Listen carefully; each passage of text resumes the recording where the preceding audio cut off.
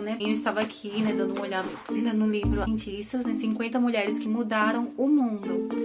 E eu paro para pensar, né, e reflito sobre por que tantas mulheres incríveis assim foram esquecidas ao longo da história.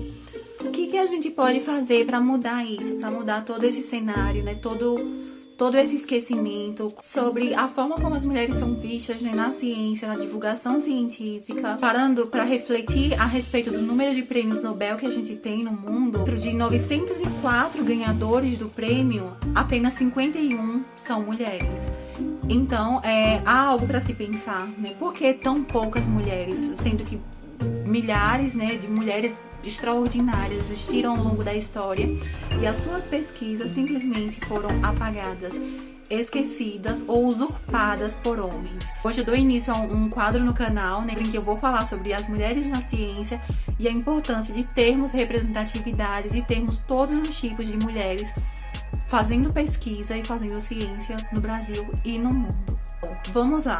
No mundo, a gente tem 3,7 bilhões de mulheres, o que seria equivalente a 49% da população mundial. Enquanto isso, o número de mulheres na ciência não passa de 28%. E segundo a Unesco, em 47% dos países no mundo não há diferenças significativas em relação a notas de meninos ou de meninas. O que acontece, o maior problema é que em algum momento nessa transição da escola até a vida profissional, as mulheres simplesmente são escanteadas para esse desafio de se manterem, né, em uma área em que se exige que você tenha um raciocínio lógico, que você tenha uma maior destreza em relação à resolução de problemas, e que isso não seriam características de nós mulheres. De acordo com um relatório publicado pelo Cracking the Code em 2017 sobre a educação de mulheres em ciência, tecnologia e engenharia, esse autopreconceito ele acaba surgindo porque muitas das vezes as mulheres acham que são incapazes de fazerem determinadas coisas, determinadas pesquisas, por conta dessas construções sociais a respeito dos papéis sociais de gênero, que seria ser homem ou ser mulher, e de como que você deveria ser ou agir, e de associarem determinados comportamentos, atitudes a comportamentos de homens e de mulheres. E a partir de todas essas construções sociais, as mulheres simplesmente acham que não são aptas para seguirem uma carreira acadêmica, científica na pesquisa. Em relação à participação e à presença de mulheres nas universidades e academias, basta a gente olhar na história. Até no início do século XX, as mulheres não tinham acesso, não podiam entrar em universidades, não tinham direito de ter o seu próprio laboratório, de ter os recursos para a sua pesquisa, porque simplesmente os homens as viam como meras assistentes ou como não sendo capazes de produzir um conhecimento relevante. Um exemplo claro disso é a igreja... gente, por favor. Um exemplo claro disso é o Magdalene College, em Cambridge. Apenas no ano de 1988 que eles começaram a aceitar mulheres na universidade. E isso é algo que deve ser pensado, né, sobre como que a história também, né, construiu essa ideia, como a ciência ela foi construída a partir de um olhar masculino, né, eurocêntrico. Então a gente para pensar no cenário do Brasil em relação às bolsas de produtividade CNPq, há uma disparidade em relação aos bolsistas homens quando comparados com os bolsistas mulheres. O motivo principal atribuído a isso é a maternidade, né? Porque há uma justificativa de que quando a mulher ela né, tem um filho, ela acaba se afastando, né, durante um tempo da ciência, que ela vai ficando atrás em relação à produtividade quando comparada, né, com os seus companheiros de trabalho homens. E ainda que as mulheres elas consigam superar essas barreiras e permanecer na pesquisa, né, e no meio científico, elas muitas vezes são reduzidas a meras assistentes ou como sendo auxiliares em relação às pesquisas, e muitas vezes, né, como a gente viu ao longo da história, acabam sendo esquecidas e talvez reconhecidas depois da sua morte. A professora Ildete Ferreira de Mello, professora na Faculdade de Economia da Universidade Federal Fluminense, que pesquisa essa relação entre gênero e trabalho, ela faz uma afirmação que eu acho muito interessante quando ela diz que seria muito interessante se quando a gente falasse sobre mulheres na ciência, a gente pudesse pensar em algum nome além da Marie Curie, que a gente sabe que foi um ícone, né? Uma mulher que ganhou prêmios em duas áreas de conhecimento diferentes, né? Na física e na química. E isso é muito importante, essa representatividade.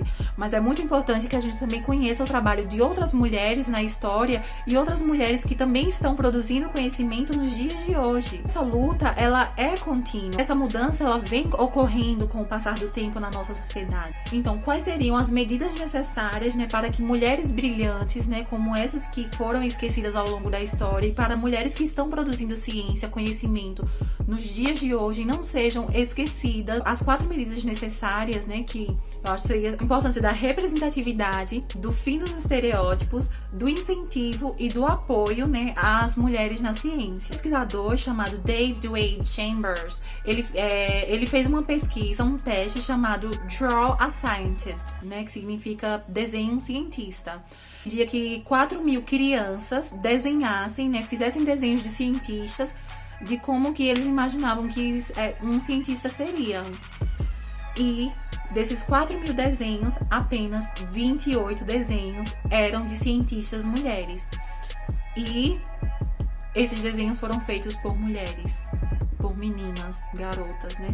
Ou seja, é perceptível que a representatividade é importante, é algo muito importante para que as mulheres possam acreditar, né? Porque muitas meninas aí provavelmente desenharam cientistas homens, né? E que meninas sejam encorajadas desde a infância a buscarem o conhecimento, né, a desbravarem, serem curiosas, do mesmo jeito que meninos também são orientados, né, socialmente. E entra essa outra questão, que é a importância do fim dessa quebra dos estereótipos que se tem a respeito das mulheres. E quando a gente para pensar em relação à utilização do brinquedo nesse processo educacional da criança, existem brinquedos que são para meninos e brinquedos que são para meninas. Estudando sobre psicologia do desenvolvimento, sobre psicologia da aprendizagem em relação a esse desenvolvimento cognitivo.